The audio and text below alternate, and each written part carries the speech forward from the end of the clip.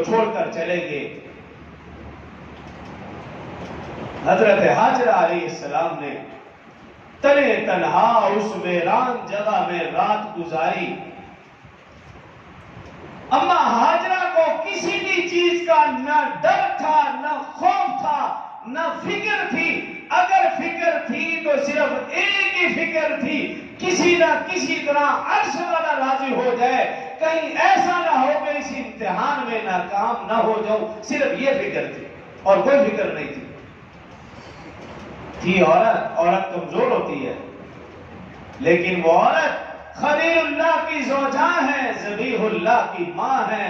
اس عورت نے اس حالات کا مردانہ تنہا مقابلہ کیا، اور ایسا مقابلہ کیا کہ رہتی دنیا تک مثال رہے گی۔ رات گزاری، جب صبح ہوئی، ذاترہ ختم ہو چکا ہے اور دن چڑھ رہا ہے، سورج اپنی کرنیں بکھیرنے لگا۔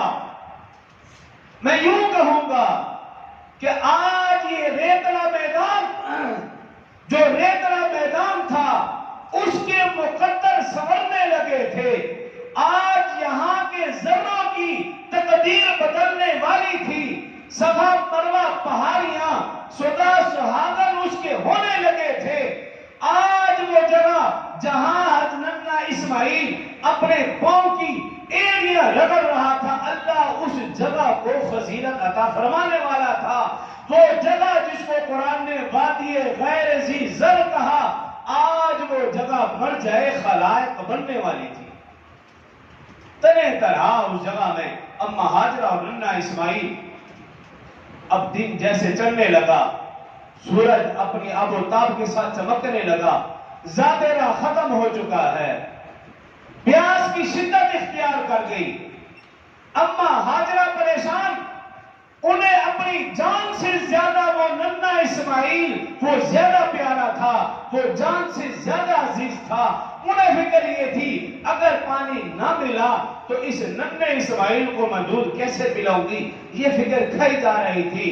اور پانی کی تلاش میں وہ صفا اور مروہ پہاڑیاں ان کے اوپر چڑھ کر دوڑی، چکر لگائے، کبھی صفا پہ جاتی، کبھی مروہ پہاڑی پہ جاتی، اور ان پہاڑی کے اوپر چڑھ کر دیکھتی کہ کہیں دور دور پانی کے آثار نظر آئیں، میں اس بچے کے لیے پانی لاؤں، اپنے لیے پانی لاؤں، لیکن دور دور تک پانی کے اثرات نہیں تھے۔ کبھی صفا پہ چلتی، کبھی مروہ پہاڑی کے اوپر جاتی اور دوڑ کر جاتی، کبھی ایسا چلتی جاتی آگے کو، دیکھتی پیچھے ننے اسماعیل کو۔ صفا مروہ کے درمیان 7 چکر لگائے۔ اللہ کو ان کی یہ ادا اتنی پسند آئی، اللہ نے قیامت تک کے لیے حکم جاری کر دیا کہ کسی بھی حاجی کا حج اس وقت تک قبول نہ ہوگا جب تک حضرت حاجرہ والی یہ ادا صفا مروہ کے درمیان جب تک 7 چکر پورے نہ کر لے۔ اللہ نے ابراہیم کو بھی آزمایا، ان کے پورے خاندان کو آزمایا، اما ہاجرہ کو آزمایا، ننے اسماعیل کو آزمایا۔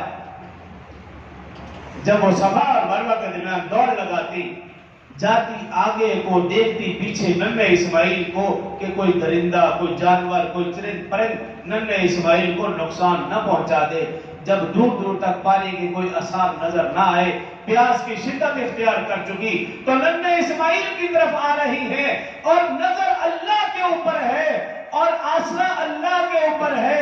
اللہ سے دعا مانگتی ہوئی آ رہی ہے، یا اللہ ہمارا اس سجل میدان میں تیرے سوا کوئی نہیں ہے، صرف تیرے اوپر نظر ہے، تو ہی حاجت روا ہے، تو ہی مشکل کشا ہے، تو ہی مختار کل ہے، سب کچھ کرنے والی ذات تو ہے، تیرے سوا کوئی کچھ نہیں کر سکتا۔